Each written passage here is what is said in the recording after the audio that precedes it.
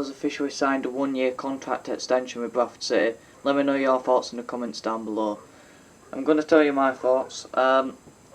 It's a weird one because I think we all want Elliot Watt and Paudie O'Connor and Charles Vernon to be extended before the Angols, and we want the loan players who we've got, especially Dion Pereira, to be announced to be back. But I think Angol is a player who I did want us to keep. Let me know if you wanted him to be staying next season, but he signed a 1-year extension, so I think he probably will go next summer, dependent on how well he does and dependent on if we are still in League 2.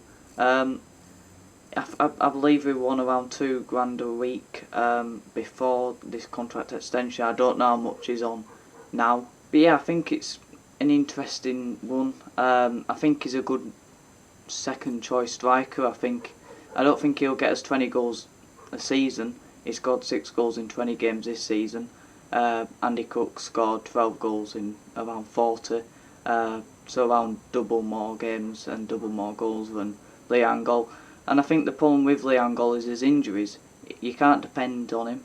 He ain't reliant, and he's if we give him more wages, that's stupid than what he won. And I think it's really unrealistic to be saying he'll be on a pay-as-you-play. I don't think he'll be on that. It's very unrealistic to be doing that in League 2.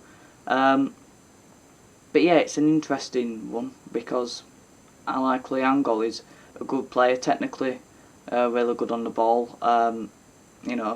Physically he's got a bit about him. He can hold the ball up, he can play players in.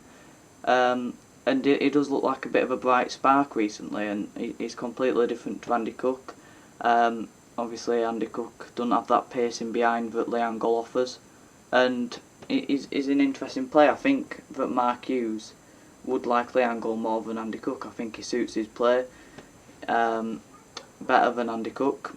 We can get the ball on the ground more with Angol, and he can play more players in behind, and he can offer that option as well. So yeah, I am all for the contract extension of Angol, but I do think we can do better than him.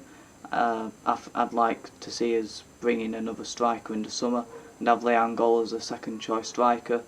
What does this mean for Andy Cook? He could be our third choice striker, or we could try and offer him out to clubs, but if he goes to a League 2 club, he's going to score against us. He'll do well. He'll probably get around 20 goals a season, and the player we bring in probably won't. But I think Angol suits the way we play more than Andy Cook, and I think whoever we bring in, if we do bring in another striker, has to be better than Angol, and that's where you're building bridges. Getting better strikers in when your second choices. So yeah, I'm for Angol signing the contract. Let me know what you think, but I think I can speak for everyone here. If we were waiting for a contract extension to be given out this morning, we were probably all hoping it was going to be, maybe Charles Vernon or Paudie O'Connor or Elliot Watt, and not Angol. But I think he's one of the players who we'd like to keep. But for me, he's a second choice striker.